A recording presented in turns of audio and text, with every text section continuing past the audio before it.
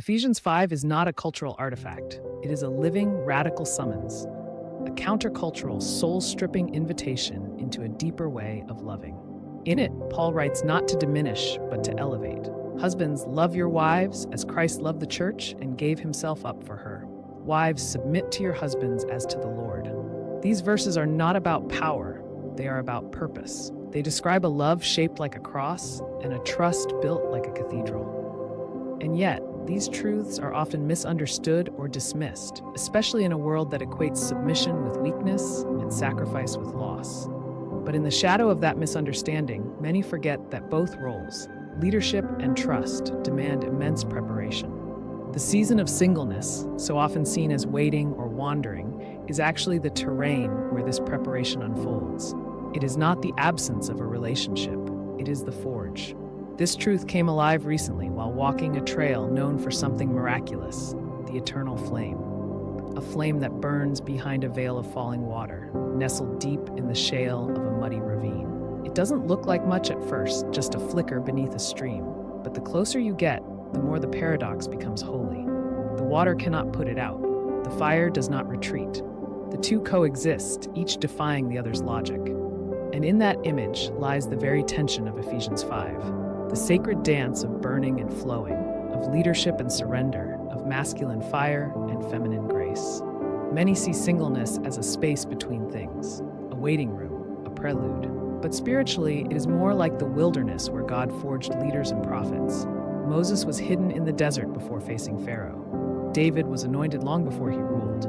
Even Jesus spent 30 years preparing before his public ministry began. Preparation isn't glamorous. It is often muddy, unseen, and misunderstood. Like the trail to the eternal flame, the journey through singleness isn't easy. The path is damp, lined with twisted roots and slick with fallen leaves.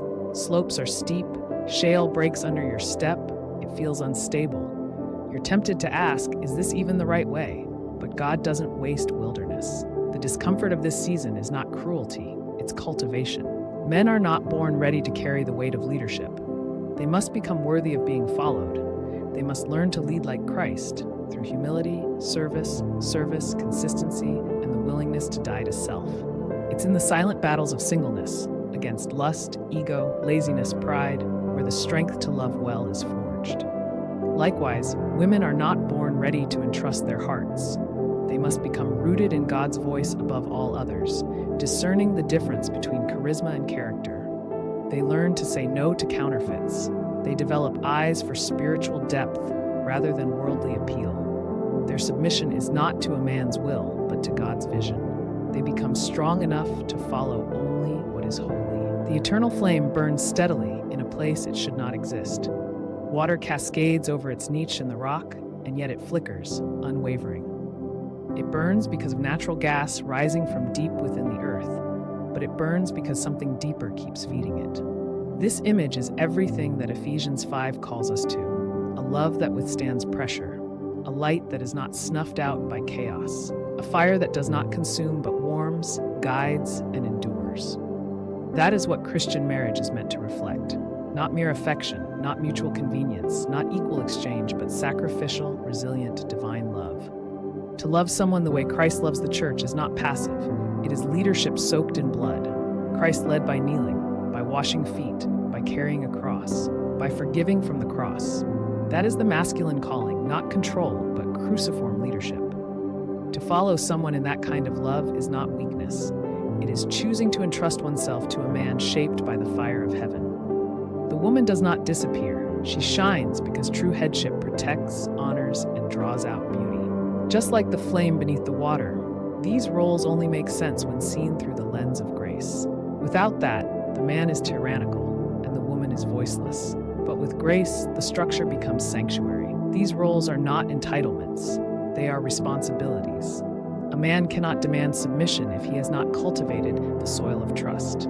He must become safe. Not emotionally impulsive, not passive, not a reed shaken by the wind. He must be rooted like those trees that line the cliffs above the eternal flame. Their roots twist down into rock, unseen but immovable. That's the kind of man who can love well, because he is not ruled by storms. A woman cannot entrust herself to anyone just because time has passed. She must learn what it means to be led by God first, to know the sound of the shepherd's voice. She must have the courage to say, I would rather walk alone with God than be carried by a man who has no cross on his shoulders. And so the question becomes, in this season, who are you becoming? Are you letting God refine your anger? Are you learning to master your tongue? Are you stewarding your time well? Are you learning to speak the truth in love, even when it costs you? Are you learning to wait without becoming bitter? God is not just preparing you to be loved, He is preparing you to love. David was anointed king, but then returned to tend sheep. He killed Goliath, but spent years fleeing from Saul. He was ready in the sight of men, but God had deeper work to do in the hidden places. Esther was chosen for beauty, but it was her bravery that saved a nation.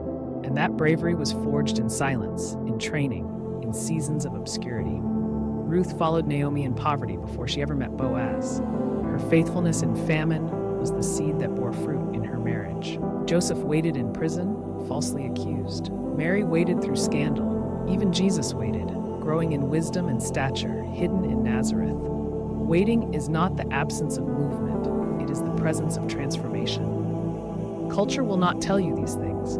It will tell men to avoid commitment and pursue conquest. It will tell women to dominate or despair. It will mock Ephesians 5 as outdated and oppressive. But God's ways are not man's ways, and His love does not conform to trends. Real masculinity is not about ego, it is about sacrificial protection. Real femininity is not about shrinking, it is about radiant trust. And both are sharpened in the wilderness. In the seasons where you cry out, where you wonder, where you walk alone. The world may never understand why you say no to a tempting relationship, why you wait, why you pray, why you hold out for something more. But the flame underwater doesn't make sense either, and yet it burns. If you're in a season of singleness that feels endless, misunderstood, or lonely, know this: you are not being punished. You are being prepared. Prepared to love someone well, prepared to be loved rightly, prepared to lead or follow with grace, prepared to see God's will instead of your own. You are not falling behind. You are growing beneath the surface like the roots on the cliff's edge. You are not forgotten. You are hidden for now. You are not alone. You are being taught how to walk with God.